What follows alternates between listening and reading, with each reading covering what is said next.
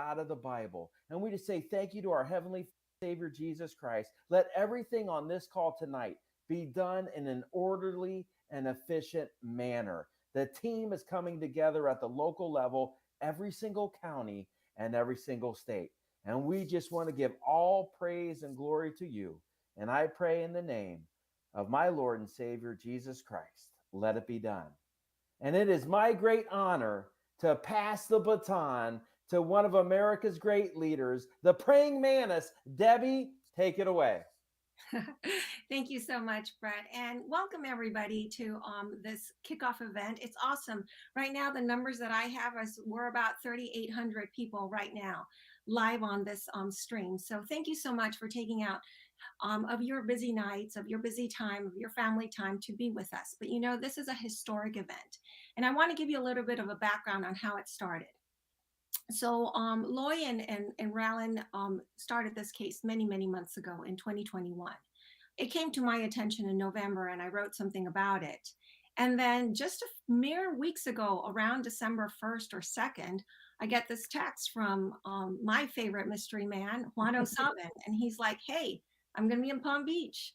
I've got Loy with me. Want to have some fun? And so that's how this started.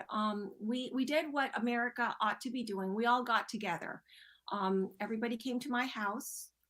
We had, leaders or influencers like Ohio Brett, Mel K was here, the Thayers, Matt and Joy, and we had, people that had also been part of political candidates. We had Tim Canova, Clyde Cleveland, whom you're going to meet a little bit later on. He was a candidate for governor of Iowa.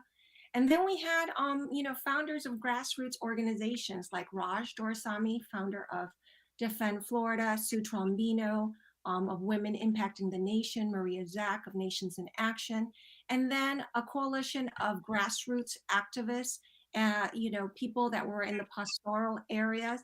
And we all came together. I think it was about 35 or 40 of us. And we talked about this case and we said, well, what can we do to advance it? Because this case is about our rights as citizens and about the fact that we have elected leaders to do a job. So with that being said, we started a campaign, and right now I'm really, really happy to report that we're about, I think, 50,000 letters, maybe a little bit more in a couple of weeks, and that is a phenomenal start. But what we're going to do now is we want to make it impossible for the rest of America to ignore this case. And that's why you're all here, because we are going to kick off the Brunson charge. That being said, I just want to welcome everyone again. I want to encourage you and let you know that you are here attending this meeting, or if you're going to see it a day or two later, you're here for a reason. And that is because you are part of this historic moment. I also want to welcome the many Chinese American patriots that have joined this cause. In particular, I want a shout out to, she goes by the American name Rebecca, but her name is Wen Hua. And they have been so supportive of the January 6th prisoners. They have been out there joining in prayer and in singing the national anthem and collecting clothing, money, funds, etc. since probably since November. I might be wrong on the dates, but these are people that are really caring about this country. You know why? Because they know what's coming down the pike. They know what, if we don't do what we have to do now, what it's going to turn into. So I just want to give a shout out to the Chinese American that are here. I'm Chinese from ancestry, but I also grew up in a country that we are going to become if we don't turn this tide, and that's Venezuela. I grew up in Venezuela. I know how the story ends. So that's why I'm very passionate about this cause. So with that, I am going to just let you know that we have a coalition of leaders here that are on this call. And right now, it is just my pleasure to turn it over to someone that is sometimes in the front and sometimes behind the scenes, but he is so involved and he is an inspiration to me personally. So Juan, welcome to this. Thank you for including me in this effort. And here we are. Take it away. Hey, folks. Really appreciate that everybody showed up. We discussed this thing that we wanted to do tonight over the last week or so. Even over the last day or two, I and Loy and Gaynor spent quite a bit of time even last night again going through this. And what our thoughts were, many of you heard the presentation I did a week or so back talking about trumpets and the relevance of trumpets from a scriptural standpoint as a marker in events that happened throughout Scripture and will be happening in the future if you go by Revelations, where each of the dramas in the Revelation period is precluded by a trumpet sound. If you look at Israel, its first major action coming into the promised land was this march around Jericho where giants lived. And it was a great city with huge walls, and the people inside were safe and secure. And the nation of Israel came there to take back the land that had been promised to them by God to Abraham and his ancestors. And so they marched around that wall over a period of days. And on the final day, they pulled out trumpets and blew a trumpet, and the wall didn't just fall over and collapse.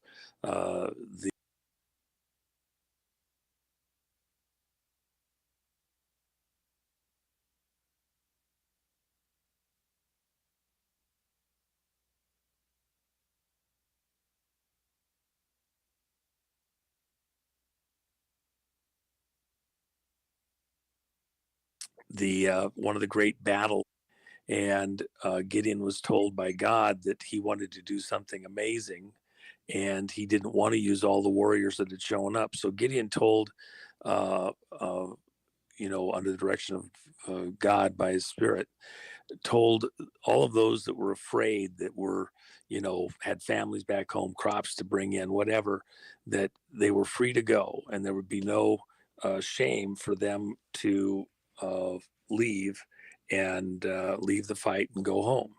Then he told, that wasn't enough as far as God was concerned.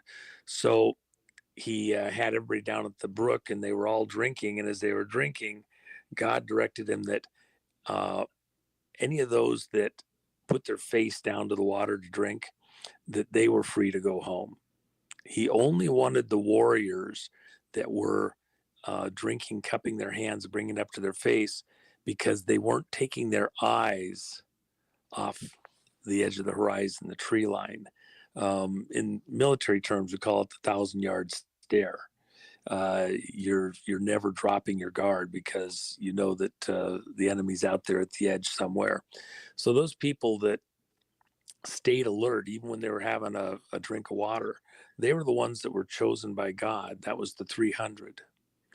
And then what happened next, as those men were sent home, you can imagine in military terms, both sides always have their spies watching. There's their people that have snuck into the tree line, that are out in the brush, that are watching the movement so they can report back to headquarters what's going on. They're moving this way, they're preparing that. It looks like the attack's coming any minute. Well, they see all these people heading back home with all their stuff. And you can imagine that the sentries, the spies, were reporting back to headquarters at the enemy's camp. They're leaving, war's over, they're not going to fight us. We can go take them anytime we want to. The threat's gone.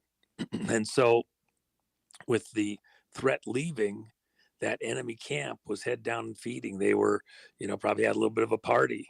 We're going to go take these guys. The fight's over. They're not going to be able to do anything to stop us. And but then what Gideon, the commander, did, he didn't send all those troops in there with just a sword and ammunition, whatever they were going to do, slingshots. He sent them in right up to next to the enemy's camp with horns. And you can imagine even the sentries were probably relaxed because they saw the whole army leaving. All of the Israelites leaving, and they figured it's all over. War's done. We're going to be able to take them at will. We're going to, go get them as soon as we want to. So they were all kind of head down and feeding. But those 300 warriors, Gideon gave each one of them a horn, a trumpet. And then they snuck up on the enemy's camp. And it wasn't a trumpet like a shofar or something like that. It was like a bugle. It was a small trumpet that you could conceal, carry in your clothing. That trumpets were used to move the troops around in the middle of the battle. They needed to hear commands, kind of like a bird dog, to move this way, that way, some other way. Flags were also used, and the language of semaphore. And so that group of 300 snuck up on the enemy's line, got right up next to their tents, got past all the sentries and the guards. And when they were right there next to the tents, at different places, they began to sound the horns. And you can imagine, if you're a soldier in that era, in that time, in those places, if you hear a horn come off, it's a battle horn, a trumpet, your imagination runs wild, because immediately the first thought you have in your mind is, right behind that horn, there's a whole army coming. And when you hear that horn, it sent the enemy's camp into confusion. They're ready for nap time. They're tired. It's late. The enemy's gone. They were told to relax. We'll go fight them here in a few days. We'll go take them on their soil. And all of a sudden, they're running for their lives. And in fact, without their uniforms on and all their armor on and everything else, you couldn't tell who's who. The enemy was actually set in disarray to such an extent they were fighting each other. They were literally killing each other off. And so it's a famous battle in the Bible, and it was all done and announced with the trumpet sound. Now, there's plenty of people out here in this audience and in America in general that think that it's all over. We've lost. The country's going down. We're being invaded. We've lost every battle in the courts. Make America Great Again is gone. We're just holding on for our life. Will I have a retirement when retirement time comes? Will my kids have something themselves? I've heard it even today. I was getting texts from friends, it looks like we've lost, and there's all this discontent, and we're not going to be able to make it. And so we just, it's every man for himself. The tsunami is hitting us. And that's, I'm sure, the way that the army felt when Gideon was there. There was all sorts of discontent. Same thing with George Washington. They were reaching the end of the year. All of the conscription, 1-year conscriptions, were just about to expire. The army started the fight in 1776 in the summertime. They weren't dressed for a winter fight. They didn't expect this to last that long. And so there was a lot of discontent. Washington famously led his troops across the Delaware, a river that was getting iced over, and the British weren't even concerned. The German mercenaries weren't even concerned, because they knew Washington was in serious trouble. All of his generals were in trouble. They were dressed for summer war. They weren't ready for a winter war. And all they had to do was let the elements, the weather, come to their favor. As soon as the river froze over, and it was already getting chunks of ice coming down it, as soon as it froze over, they just walk across the Delaware, take Washington and all of his troops, and be done with it. The war would be over. It was only days to weeks away.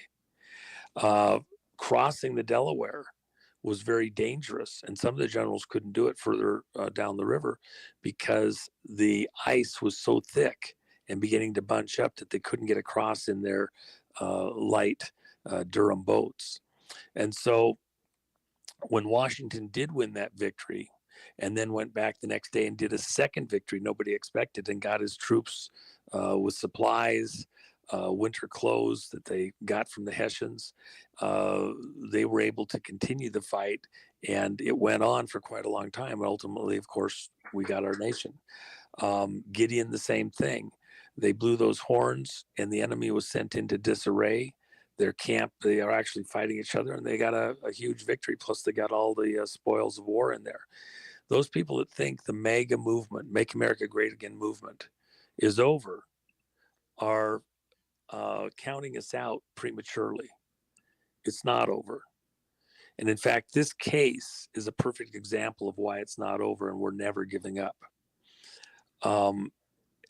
The very idea, Lindsey Graham said here just a couple of weeks ago after the 2022 election, okay, well, now at least I hope everybody is done with the 2020 election and we've heard the last of that and we can move on. Well, I'm here to tell you, we're not done with 2020 and we're not moving on. And we're not done with these subsequent elections that have been stolen from us, and they have been stolen. And it's becoming clearer and clearer by the day to Americans that that's the case. This case, the Brunson case, the Supreme Court can go back even now and look at the key event, which was the January 6th vote, when 2 million Americans came to Washington, D.C. with a song in their heart and sang religious songs, were in a prayer. They wanted their presence known. They were like witnesses in the courtroom to see to it that justice was done for America, in America, that Congress would abide by the will of the people. If you remember, and the key point, and we've talked about it numerous times on this Brunson thing for anybody that's new to it, the core is it's not about overturning the 2020 election in the sense of finding vote fraud, all sorts of mischief that we know took place. It's just, did Congress violate its oaths by not examining the vote, doing an investigation to find out what had happened, even where the director of national intelligence had said something was wrong, China interfered in the election. So when Congress didn't do that, they violated their oaths. Oaths mean something. And that's the question before the Supreme Court. Were their oaths valid and enforceable? They made an oath to protect America from all enemies, foreign and domestic, and then they didn't abide by it. Does that oath mean anything still in America?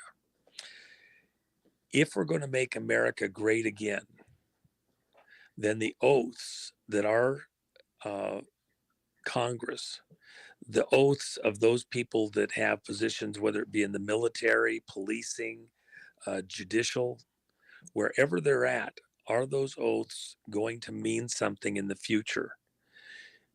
You can get away with a lot of stuff. You know, look, if the speed limit sign says 70 and the police officers are there at the side of the road and all the cars are going past there at 90 miles an hour plus, and the only ones that the police pull over are the ones going 95 or 100, then the speed limit isn't 70, it's 95 or 100, okay?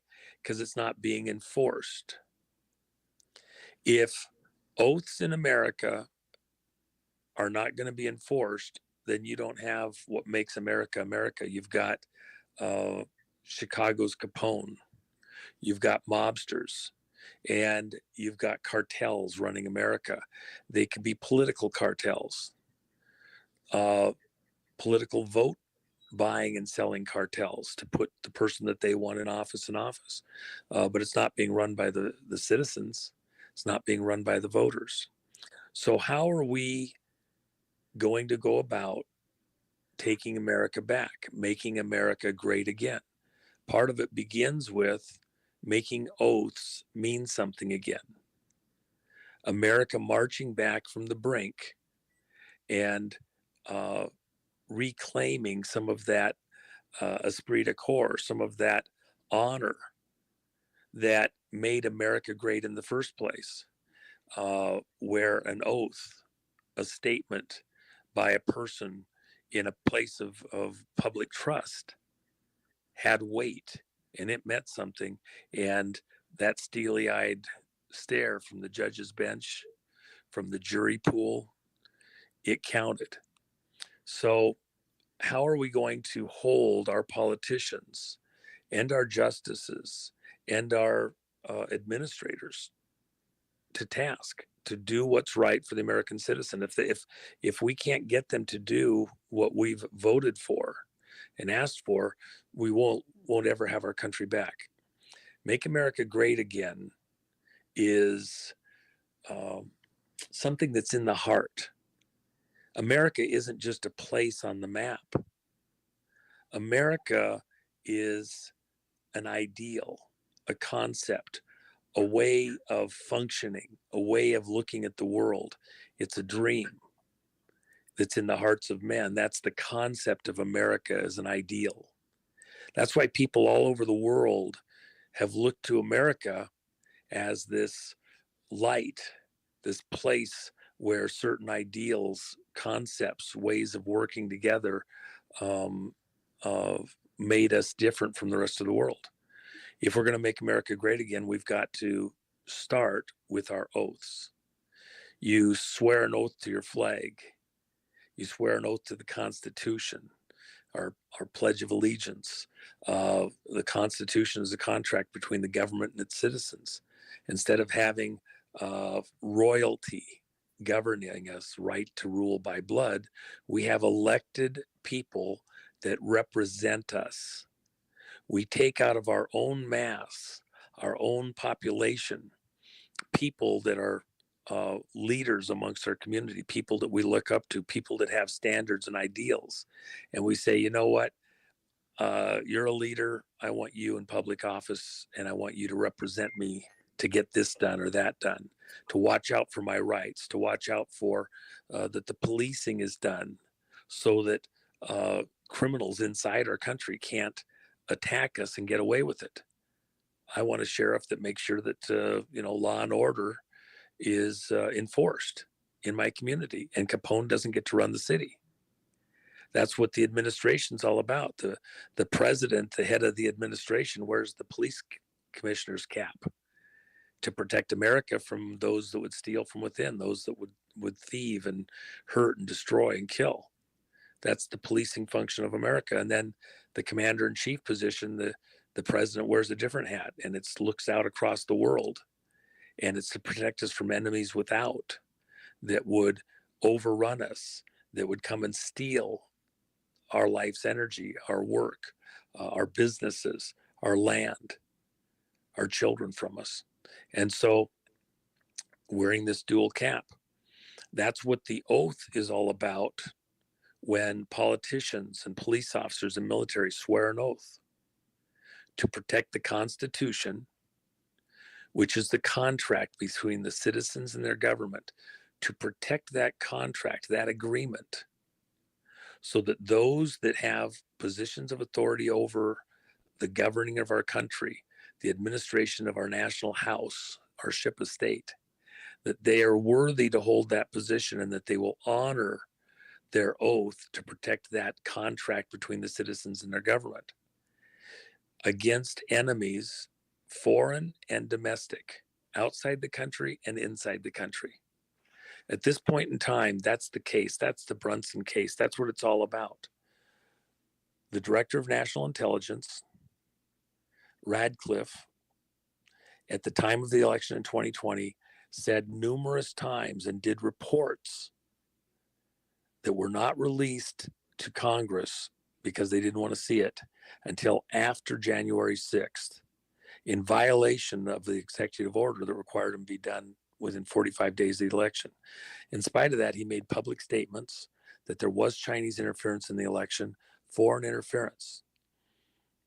A number of congressmen and senators, over 100, came and presented to the rest of Congress that they must do an investigation. It should be 10 days to look for all the foreign interference and see if it overcame the election. It would have twisted the outcome of the election, that people who were not the ones that were voted into office by the American people were in fact going to be put into office by the electors in violation of the votes of the American people. That a foreign enemy, and this was Director Radcliffe's concern, and this was the 100 members of Congress' concern, that a foreign enemy had been able to manipulate the election sufficiently that they got their favored politicians into power, people that would watch out for their interests, not the American people's interests, into power. And as a result of that, would move America off point to favor foreign masters. That's what this whole case is all about. Did the politicians who voted to certify the election of 2020, certify the electors, did they violate their oath to protect the American people from a foreign attack, an enemy from outside the country, attacking us through the digital mechanism, through the machines, through the mechanics of the vote process, to overturn the election to favor somebody that they wanted in office, not the one that was actually voted into office by the American people? Did Congress violate their oath to at least do an investigation that they should have done because other members of Congress said that something was wrong and they needed to do an investigation? When they did zero investigation, they violated their oath to protect us. They didn't do it. So this night, this moment, we're waiting for the Supreme Court to decide if they're going to hear this case. There's been people out across the country saying that this letter writing campaign that we've done, and even our efforts to bring this case to light, is somehow could be twisted to cause the court to do something they wouldn't otherwise do. That the court should work autonomously, and what the citizens think versus what the Constitution says should have nothing to do with it. That if we make our presence known somehow, that the court should ignore it. I would contend that that's like the citizenry showing up at the courthouse and being seated in the gallery, observing the proceedings in a court action, something that affects the whole community, be it a political misdeed, a murder, some business thing, and the community wants to show up and see how justice is administered, see how the judge operates, see how the jury operates, see how the prosecution, the defense operate, the witnesses, what they have to say. When the community shows up at a public trial like that, they're witnesses to see to it that justice is done. It's not to overturn the outcome, but to make sure that as the trial goes on, it is done fairly and squarely, correctly. When America had 2 million citizens show up in Washington, D.C., the largest gathering in Washington, D.C. of American citizens in history, on January 6th, nearly 2 years ago, they were there as witnesses to history to make sure that Congress knew that they were present, that they were concerned, that they were watching every action. And Congress proceeded without considering their concern for an investigation, because that's what those 2 million were there for, without considering their own membership, that 100+ members led by Ted Cruz, asking for an investigation to protect America from a potential threat by an enemy who may have infiltrated the vote. Congress wouldn't listen. The very design of the congressional building has a huge dome on the top. The dome is intended to be like a receiver. If you've ever seen like an NFL game and you see the guy with the little mic inside of a big dome-like clear plastic dish, and he points it at the quarterback, the whole stands could be reverberating with huge sounds. Everybody's screaming and yelling, and yet in the midst of that, that dish can pick up the quarterback talking hundreds of feet away, having a private conversation amongst the rest of his group, getting ready for the next play, and you can hear him clearly. Congress is supposed to be listening that way to America. And even when 2 million citizens showed up, they didn't listen. They wouldn't do an investigation. They wouldn't check what happened in 2020. And now we live with the results of that. They didn't protect America when there was a concern of foreign interference. Every day now we're finding out new information about what's going on in our elections and the way they're being conducted. And the judges aren't listening. The judges are finding reasons not to find in favor. The legislatures are doing laws that are changing the vote, so we'll never be able to have a clear, transparent vote again. And people are fighting back.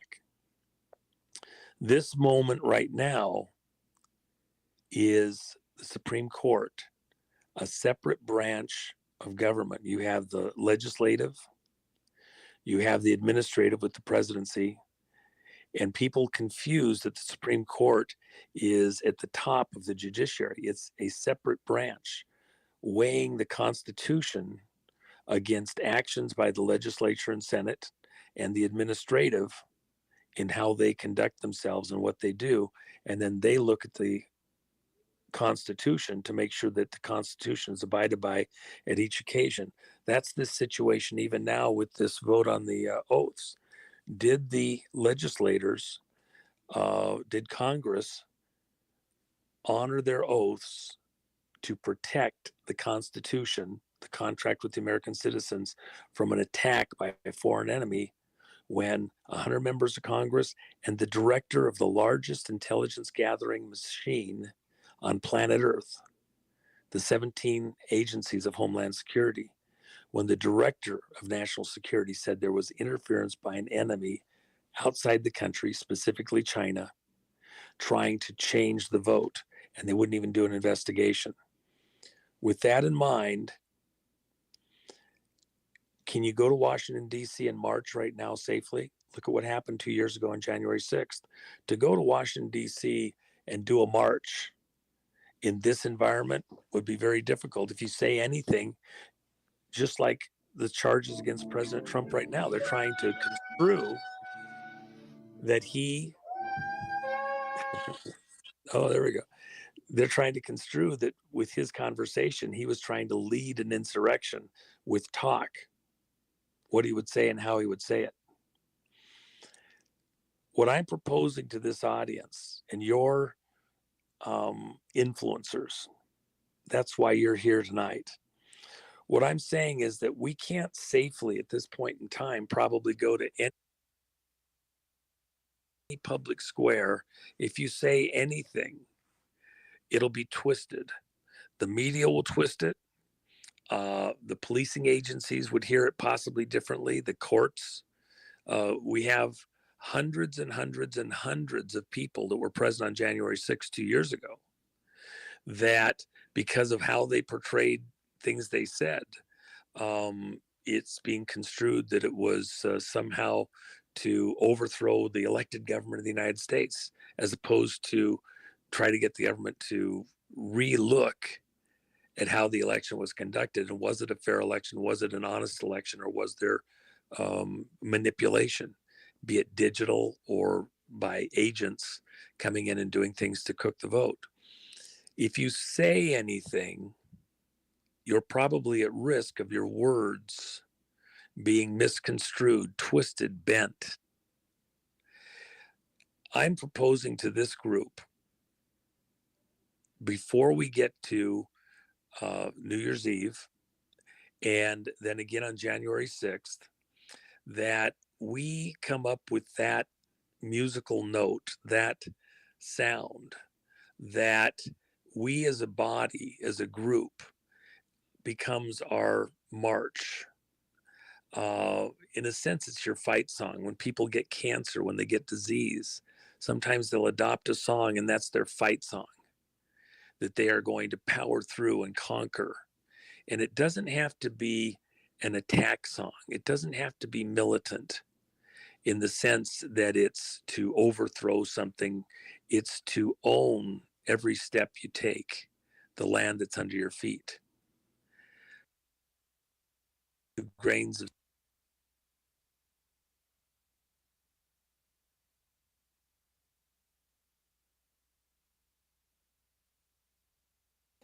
I think we lost our audio from Juan.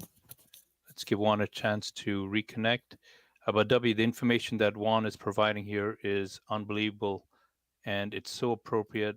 What a phenomenal evening this is so far, and over 4,500 people watching live right now.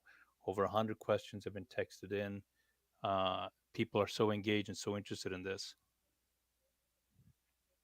Just going to give Juan a chance to reconnect audio. Juan, if you just want to disconnect and come back in, we're not getting your audio at the moment. I just wanted to remind the audience that, you know, we're all here together as Americans.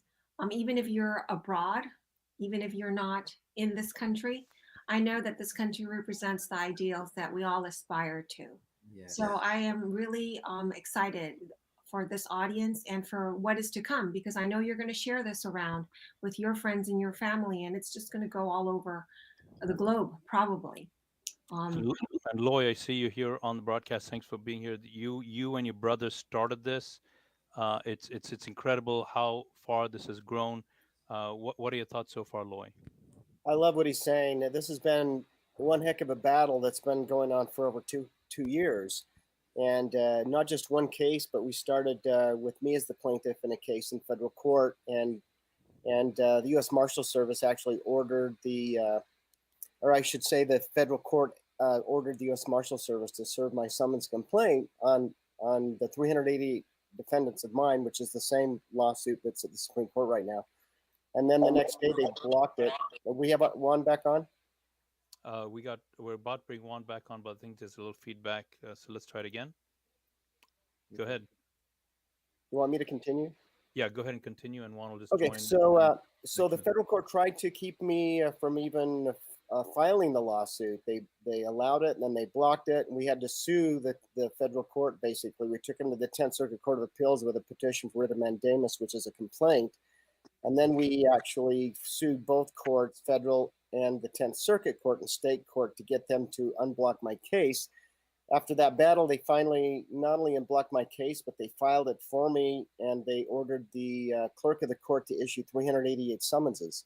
So while that was going on, we had another lawsuit launched, thinking that we're headed for the Supreme Court with this. We don't want to just count on one lawsuit. So the second lawsuit that was launched is the one that is now at the Supreme Court right now. And I guess people, I don't know, for those of you that don't realize the battle, this got stuck in the 10th Circuit Court of Appeals. And when you get stuck in circuit court, you cannot make a move. You cannot go to the Supreme Court until they make a decision. There are 3 judges at the circuit court, and they wouldn't make a decision. So we found, we did some digging and research and found that there was a special Supreme Court Rule 11 that if we could prove to the U.S. Supreme Court that this was a national emergency type case, then they could accept it if they agreed with the fact that we were claiming it was a national emergency.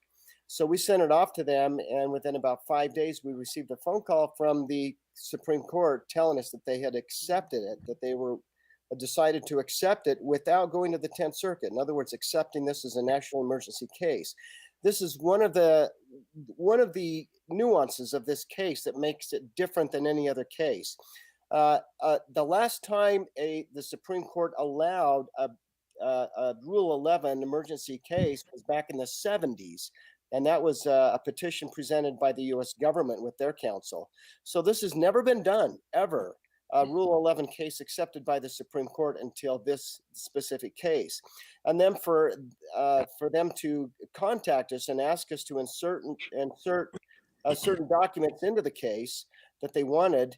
And so we did that. And then to ask for it to be expedited, to get it to them as quickly as possible. And then sent us documents asking us to get a waiver sent to the U.S. Attorney's Office, asking them to waive their right to fight this petition with an opposition. And then they eventually, the U.S. attorneys are eventually relieved of their duties, and the U.S. Solicitor General takes over and files that waiver, waives their last-ditch effort right to oppose this petition before it goes into conference. So, and then after that, it being docketed for January 6th for a conference. I want people to understand that conference is where the 9 justices get together by themselves. No one else is allowed into conference from either side.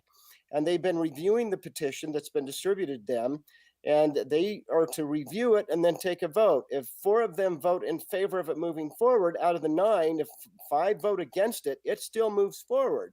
But another special nuance of this Rule 11 petition is that under Rule 11, we've been studying this, that the Supreme Court has the full power not to just uphold a decision or reverse a lower court's decision, but they have the full power to completely adjudicate, execute, and grant the reliefs asked for in the full complaint.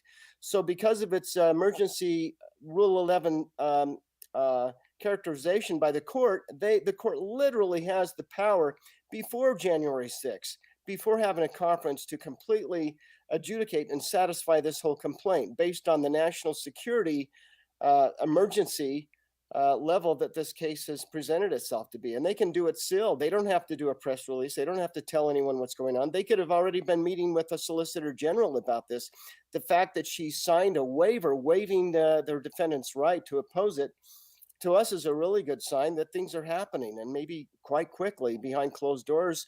And we won't maybe hear anything until it's good news. So we're excited and anxious. It is amazing what you're sharing with us, history being made, and we're watching it. We've got a ringside here, a ringside seat to something very, very historic in America. Juan, what are your thoughts so far, Juan? Well, just to complete the thought before we got interrupted there, when you have a fight song or a theme song, sometimes couples, when they're getting married, they have their song of dating or something like that they is a touch point for them in their relationship. One of those songs that has stood the test of time here in America is Johnny Comes Marching Home. But in this current era, it's about America marching back.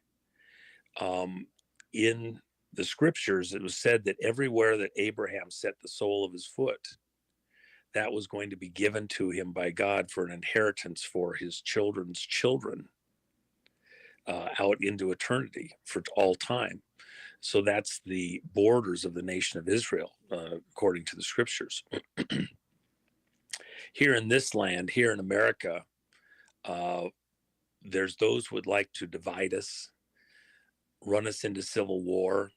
Who benefits if America goes into some kind of civil war? Our enemies. In this case, if your vote doesn't count, then you're not in charge of your land. Somebody else is in charge of it. If a foreign enemy has successfully attacked us in the voting machine process, as Director Radcliffe, the head of the largest intelligence gathering machine on planet Earth, the top dog, I take him at his statement. China interfered in our election, and it was sufficient enough to have changed the outcome. So with that in mind, somebody should have done an investigation, and Congress full well knew it, but they liked the outcome because it favored a particular side or group, both the Democrats and the rhinos. Anybody that wasn't willing to at least do an investigation, protect us, was guilty of putting us at risk of foreign domination. The very thing that we didn't want, going all the way back, people that weren't elected, just born, right to rule by blood, which is why most people in this country left Europe with the kings and queens. With that in mind, if you say anything, if you use words, they're going to be used against you. They've tried to mince and dice the pastor that from Ohio, who went to January 6th and was using a megaphone and said things that are construed as being insurrectionist. They're trying to twist every single word, not just to President Trump, but the people around him, to make it sound like he was trying to do something that is not what his intent was at all. He's saying, come demonstrate peaceably. And then there was agitators in the crowd trying to, make it go a certain way, make it look a certain way. We know that The 4 people that died on January 6th all died at the hands of the police, not at the crowd. That's why I did the movie Bloody Hill. With that in mind, you can use a trumpet, and I think trumpets announce the army on the field, announce the next move. You can use your own voice, but the words might not be heard clearly. The thing about Johnny Comes Marching Home is the hum, the cadence, even the drums adjoining this song. There's a solemnness to it. There can be a raucousness to it. And even the trumpets playing it, it can have all sorts of tempos and meanings, can be very expressive. We thought about using a special diddle, something that we created specifically, but I don't think we need to do that. It's already there in the hearts of Americans. Most Americans know the tune and the intent. America comes marching back again, and we are going to march back. We do it with our own voices, with our hum. That's one thing about the trumpets.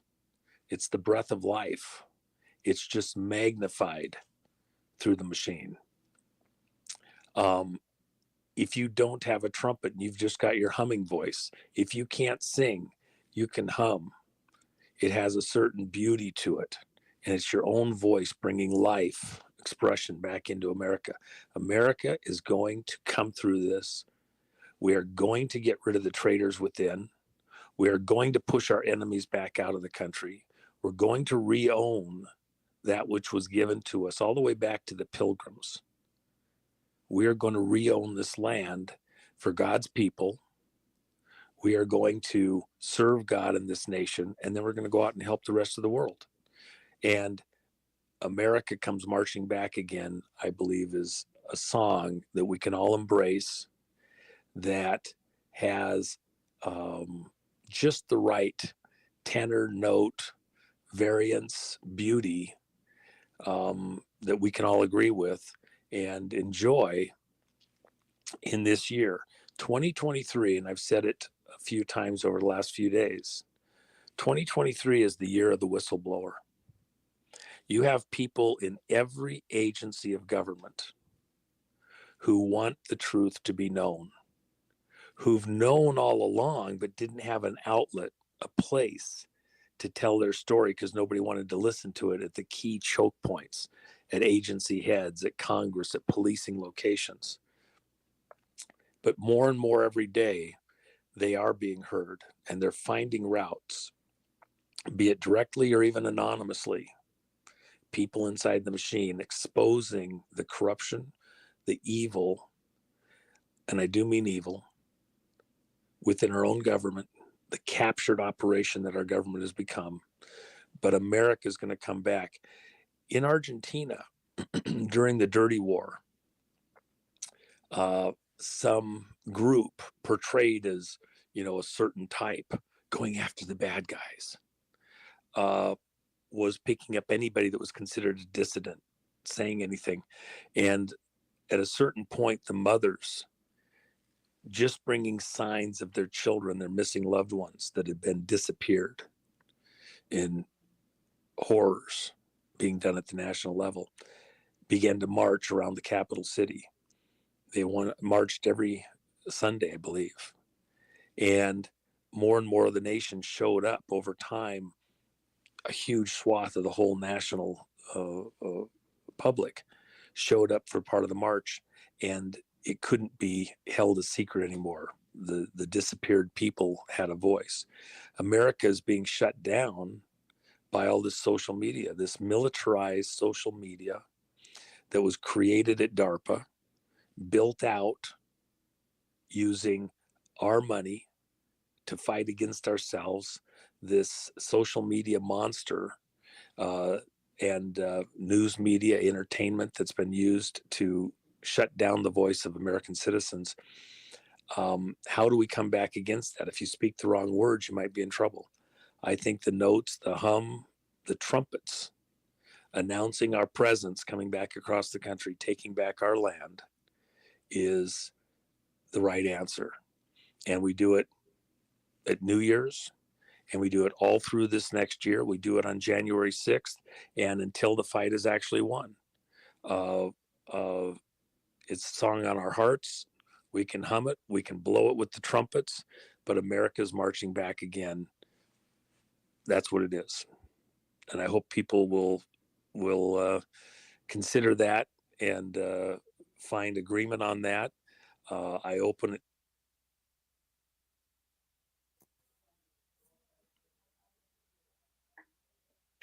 Did we lose Juan?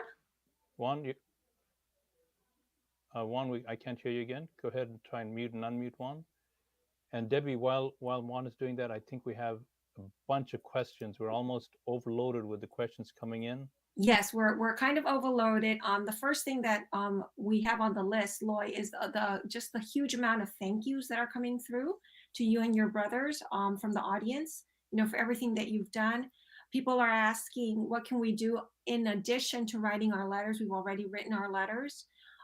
We want to tell the audience that if you've written your letters, write them again and keep on collecting letters. And, if you've done your part, now go out to your friends and family and ask them to write their letters as well. And so, Loy, I would ask you to address, why is it so important to have this 2-letter campaign, the one to the Supreme Court and then the one to send it to you? I think the justices are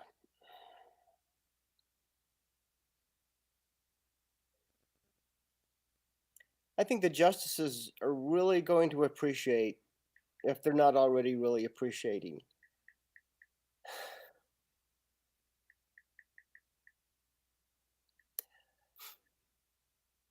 the terrific support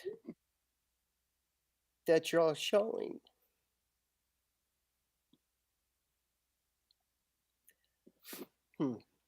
It's been it's been quite an emotional battle. It's been a physical battle. On the nerves, I'm sure. Well, it's kind of like going against the, trying to achieve the impossible. I mean, we haven't really had a lot of opposition from family or friends. They just kind of ignore us, right? It's like, whatever. But we've had a lot of opposition in the courts with the judges, but at the same time, we've had some pretty amazing miracles happen. We've seen a magistrate judge who was actually a Democrat judge who really bent over backwards helping us with the first filing that has my name on it, that we were able to perfect, basically. And so that mine's a 4th amended complaint that's now alive in federal court. And it's the same identical complaint fixed and perfected that RALAND has now been able to get to the U.S. Supreme Court. So it's so important. I think the letters are all going to be filed. Every letter you send in, it's a part of history. I envision someday a great big wall with everyone's letter, the actual content, or at least part of the content of every single letter. This case is so unique. And my brothers were so brilliant and working together as a team, the 3 of us, and coming up with a way where we could show that we weren't just for the Republicans or the Democrats, or that we were for everyone that wants an honest election. Think about all of the complaints about election deniers on both sides of the political, line.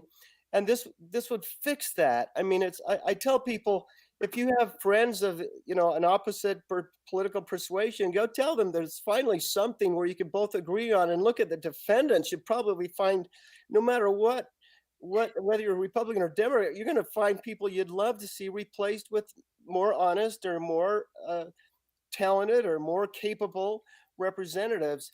And, it's so sad. There's so many members of so many wonderful, heroic types of people get back from the military, and you think, get into politics, and they won't do it because of the corruption.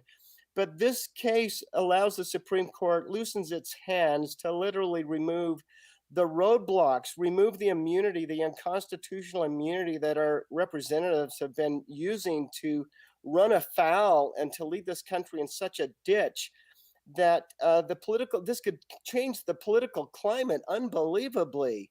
Whereas, like I said, these heroic individuals that have been in the military and that are not afraid of a binding oath would literally take the places of the people that would be afraid to now run for office because they know that they would be accountable and that the oath would be binding and that they would have to know the Constitution and make sure that their actions were in alignment with the Constitution. So back to the justices, I just think they have been, I don't think we realize how much pressure is on them and how much they want this case. I think they want this case more than any of us. Not only do they feel a sense of urgency and responsibility with their country and the Constitution, but their families have been threatened. They've been threatened personally. They've been demeaned. They've been slandered. Think of Chuck Schumer saying, "We're coming after you like a whirlwind, Kavanaugh. We're coming after you, Gorsuch," and the hell that they were put through in the hearings. And then look at how brave they were with Roe versus Wade. And there's nothing on this planet that the executive branch or the legislative branch could do about that decision that the Supreme Court justices made. And then for them, through the court clerk, who for 11 years was the attorney for the Supreme Court, he's not just a justice of a clerk, but for that, the clerk's office to reach out to us in such a personal way and a direct way. And it's like we had a hotline number. We call back into the court, and it's an immediate answering of the phone of the analyst. It's almost like this analyst has 100% responsibility to this case, and nothing else is to interfere with it. That's how the response has been. And then knowing that it's just about the Constitution and upholding the oath, and then Elizabeth Preloader, the U.S. Solicitor General, that signs a waiver. It's like, I want to be positive and say she read this. The petition's an expose on the Constitution and the oath of office. So is the complaint. And so I want to say that she saw this and read it and realized that she had no other choice but to sign a waiver and not to oppose this. And I hope she goes down as the most famous United States Solicitor General ever in the history of America because of her participation in bringing back our Constitution, upholding our Constitution, defending our Constitution, and allowing us to have the Constitution in a more powerful way than this country has ever seen. This immunity stuff has gone on for way too long, and this is just the beginning of the cleansing that could happen and the realignment into constitutional principles that would benefit all parties, all people, regardless of political persuasion. And I think it could be a very smooth transition. I've talked about how I think that there could be special government broadcast teams that would go into the broadcast houses and make sure that the broadcasting was honest and people could see in real time with their own eyes that it was honest. The federal communication directors, there are 3 of them, and they're presidentially appointed, and they've taken an oath to the Constitution. Now, the petition and the complaints have, the court can add defendants, respondents, John Doe's 1 through 100. They could actually add any other players in this scenario that they felt like should be removed from office and barred permanently from ever holding office again. It could include the communications directors, the federal communications directors. And so I could see a tremendous number of seats and vacancies that needed to be filled, and they would be filled by such a different group of representatives and politicians that really want to serve their country. So let me, can you repeat that? Because, for someone that's not legally minded or scholar, I thought that the defendants were the defendants, but what I hear you say is that the court can actually add other people. I don't know. Fauci comes to mind. That's true. That's why if you look at the list on the complaint, if you go to 7discoveries.com and you can see the complaints, it shows plus John Doe's 1 through 100. So the court has full discretion to add any number of defendants to the list of defendants and go ahead and offer relief against all the additional defendants. So that was one of the questions from the audience. If certain secretaries of state, attorney generals, maybe even governors could be added. Absolutely. It's under the full discretion of the Supreme Court justices. I want to say again, this is not about upholding or reversing a lower court decision because of its Rule 11 national emergency characterization of the case. They can completely adjudicate the whole complaint and add defendants to it at their discretion. Yes. Wow. Folks, I mean, this is like, let's do our list, right? So many egregious elements in this call it government. Loy, another question that the audience has is what are the chances, now that the lame duck session is over and the court hasn't been stacked, the justices haven't given, a term limit or anything like that. What are the chances that this was used as a bargaining chip and it's left in the drawer and left die? That would be suicide. I don't think the justices are that corrupt or that inept. I mean, for them to ask for it to be brought on, they could have easily just rejected it. But to use it as a bargaining chip, that doesn't make any sense at all, because they've already identified who they are. Look what they did, Roe versus Wade. I'll say that again. They're marked. They're marked from this. There's no turning back from that with these extreme people that have gone against them. So I just think it's not even thinkable that they would drop the ball on this unless they don't have the support. And that's why I think one of the reasons it's so important that the letters show them that the prayers are behind them and the people are behind them, and we're aware of them and we love them and we respect them. The justices have taken 2 oaths to the Constitution. The Supreme Court justices are required to not only take a judicial oath that includes the Constitution, but they're also required to take a constitutional oath. So they have taken a double oath to the Constitution. And Elizabeth Preloader, she's taken an oath to the Constitution as well. And there's nothing about interpretation or any characterization of special interpretations of the Constitution with this petition. So she could just move forward and she could say, hey, I'm for the petitioner. I'm for the plaintiff. The Constitution is serious, and so is the oath of office. That's awesome. Now, is Juan able to come back on? I know we were talking about marching song, Johnny Comes. Well, and again, forget the Johnny Comes Marching Back. It's America comes marching back. In the beginning of the country, they sang a lot of songs that were the bar songs that the churches actually, because people knew the melody, they changed the words to fit the Sunday hymnal service, and just use the songs that people knew. They could change the words. I think there's something else even deeper, and I think that's what we're asking this audience. This is a specific audience, and I'm looking for direction from you. It can't be over manipulated from the top. It has to be something that's there in the hearts of people, and it agrees with them. But there's a comeback theme for America. We're not giving up. We're not giving in. We're not fighting on some foreign shore. We're here to fight on our own land, to take our own land back. And the fight isn't even a fight in the normal militaristic sense. It is just putting your foot down and saying, no, this is mine and I'm not giving it up.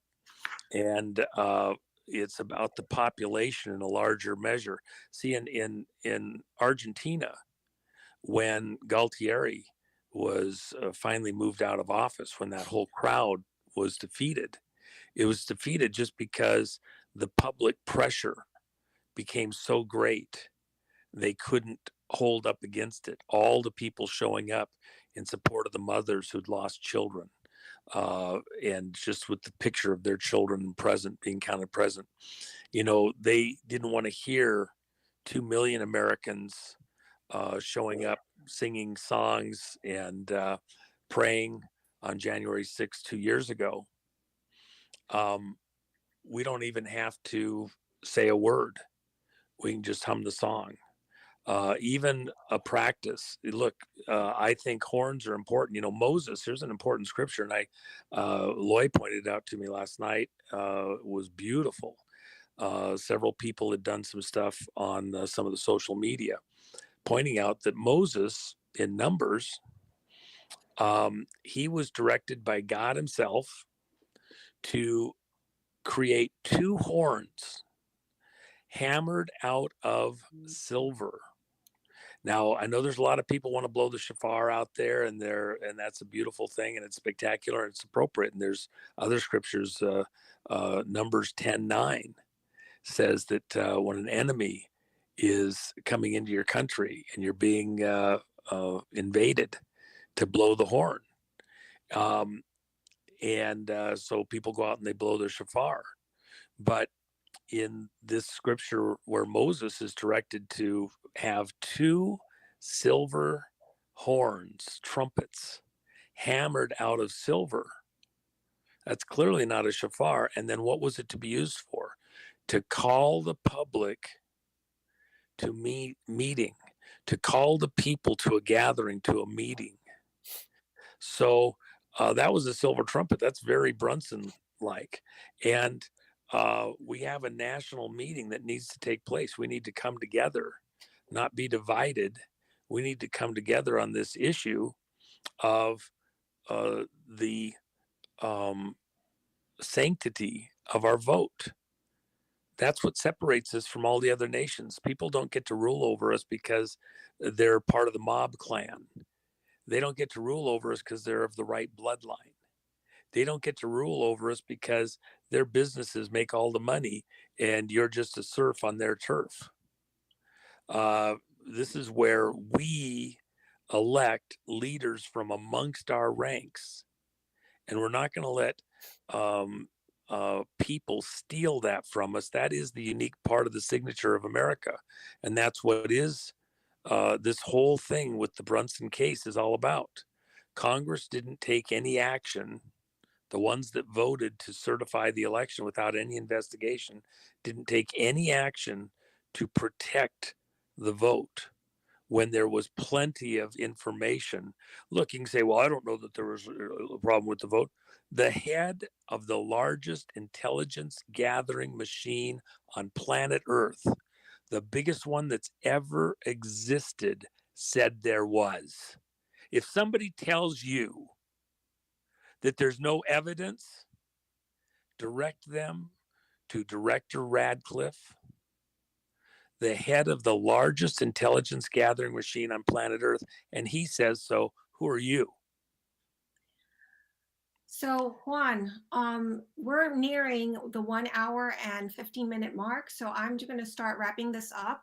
Before we do that, I want to bring Clyde in. Clyde is a personal friend. He is also a political science, and he was also a candidate for governor of the state of Iowa. So plenty of knowledge here. Clyde, can you bring this to a close for the audience, why we're doing this and what's important? Well, I think it goes back to what, can you hear me okay? Yes. Okay. What Loy was saying about the impact that our letters can have on these justices and what they've gone through since the Roe versus Wade situation, and that each one of our letters is going to be, it's going to make a statement. It's going to have an influence on these justices.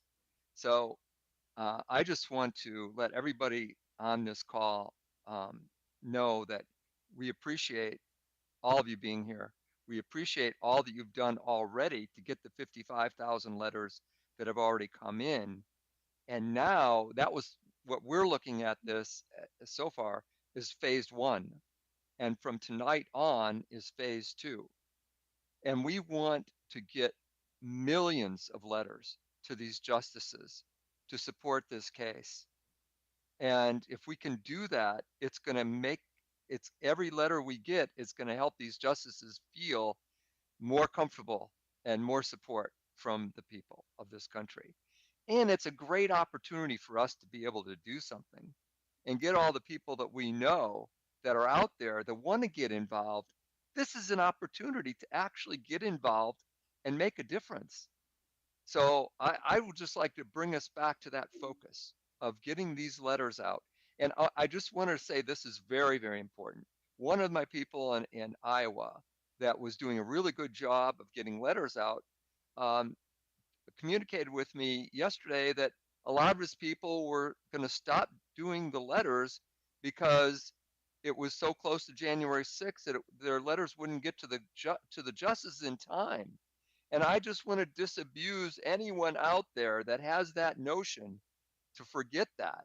We expect this to go on for weeks or months. So everyone just keep writing those letters and just, hey, look, let's hope that there's a miracle and they agree on it on this, on the 6th, on January 6th. But that's a very, very small chance of that happening, I think. And we need to be just continuing with this letter writing campaign. So everyone that's out there, you can go to the brunsonCharge.com, right, Debbie? And You can go to the see the letters. Yes. So Yeah. let me wrap it up in terms of what, this is all, you've gotten a lot of information on this call, but we want you to take an action. So if you've already written your letters, you go out and you tell 5 more people to write those letters and then tell them to do 5 more letters. So this is like multi-level marketing, but it's that easy. You can see it on your screen. You could just, if you just said, I stand in support of the Brunson v. Adams et al., case 22-380, that's all your letter has to say. If you want some more information, go to either www.brunsoncharge.com, and there's some templates for a more complex letter. You can go to my Substack, Praying Mantis, .substack.com. There you'll get some even more information, some templates, a PDF that you can download. And as you can see, you're going to send 2 letters. The first one to the Supreme Court, the second one, a copy of that one, to the Brunson brothers. Why is the second letter so important? Because that's how we know how many letters are actually getting to the Supreme Court. I would also ask you, this is our idea, not from Loy or RALAND or the brothers, when you send a letter to them, include $1. You know what? They did the heavy lifting. They got us to the parade, and now we're here to cheer them on. The second thing that I would ask you to do, if you want to even participate more, is take a picture of your letters and post them to social media. Go to the Brunson Charge, either on Twitter, which I hate, but whatever, Truth Social, Facebook, I think we have an account. Just search for it, brunsoncharge.com. And then we have some hashtags, let's go Brunson. How about that one? The Brunson Charge, hashtag Brunson Charge. And so all of those instructions and the hashtags are in my Substack as well. So with that, I want to remind you that by doing this, we're not only, standing up for election integrity, but we are also, this would really go a long way for those January 6th prisoners that are there because, they were advocating for the same things that we all want, fair elections. So I'm going to go off my rails right here. If I go down on that one, so I'm just going to let maybe Raj or Clyde to take it down a little bit more. Sure. And we wanted to just kind of, as we begin to wind this down, again, thank you so much for all of the people that came in, Ohio Brett for opening us up, Clyde for the recap, and Loy, as this evening begins to wind down, and we've had people with us for almost 2 hours, listening to yourself, Loy, and to Juan, getting inspired. People are so hungry. What would you want to say, Loy, to the folks that are still with us? Just a great big thank you and love. You're awesome, Loy. Thank you. And Juan, you want to wrap this up for us before we hand it back to Ohio Brett to close off with prayer, Juan? Well, I'd just love to see everybody post their videos, hum the tune from Johnny Come Marching Home. If you've got an instrument, play it. That is I think our theme song moving forward, but it's within your mind, America comes marching back again. And those that hear it will know America comes marching back again. It's timber to our enemies. We're about to drop those trees. They thought they had the land locked up forever and we'd never be able to take them out. We're going to push them over. We're going to knock them down. America's coming back. We're part of it. Keep the faith. Don't give up. Don't let them get you down. We are winning. this is our moment, and that's our fight song. We Ohio, does that Yeah. match for you guys? Am I That's on the right note here? Yeah, it's so much on the right note. It's we the people. And my Ohio. friends, as you're watching the screen here, take a look at the crawl down here. Like Juan said, and a bunch of you already done it. Take a video of you playing your instrument. Text the word trumpet. When you text the word trumpet, you'll get a link. Upload that video up, and we're going to use that video. It's art. It's beautiful. It's attractive. It brings people together. Music does that, and we need your music to bring people together for us. So, hi, Brett. You want to wrap it up and take us over the finish line? I'll wrap it up. But the Brunson studs, God bless those Brunson brothers. Let's go, Brunson. Let's Let's go. go, Brunson. I have a feeling you're going to hear that at college football games. I have a feeling the NFL will take over. And thank you for this panel and this team. But the Brunson brothers, you need to know that what you did, you weren't alone. And we are rallying around you in every single county and every state. So thank you.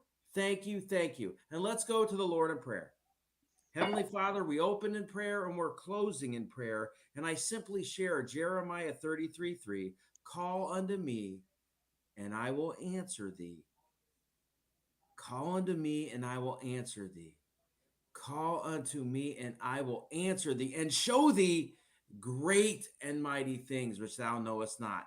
The Brunson brothers called out, and you're showing them great and mighty things that they can be used, and we, the team, are surrounding them. And yes, Lord, this is not just a center-right issue. This is center-left and center-right uniting like never before. And Heavenly Father, we just say thank you for that opportunity. God bless and put the hedge of protection around the Brunson brothers and the Supreme Court and everybody involved in this action. You were on this call tonight for a reason. You got the word. Now it's up to you to share. Write your letters and share. And as we close, we're just so thankful that the love of the God of the Bible is open to all. And once you know and get to know by reading scripture, the God of the Bible, and in scripture, it says why he sent Jesus to the earth to destroy the works of the devil. And if you study scripture, you know it's a choice where you choose to spend eternity. So we will close just for the thanks for the love of God. Thank you, Brunson brothers. Thank you, everybody on this call tonight. And we close in the fact that we pray in the name of Jesus Christ. Let it be done. Amen. Thank you. Hi, Brett. Bye, everybody. Bye, everybody. Good Great night. job, everybody. Thank you. Thank you all for joining us.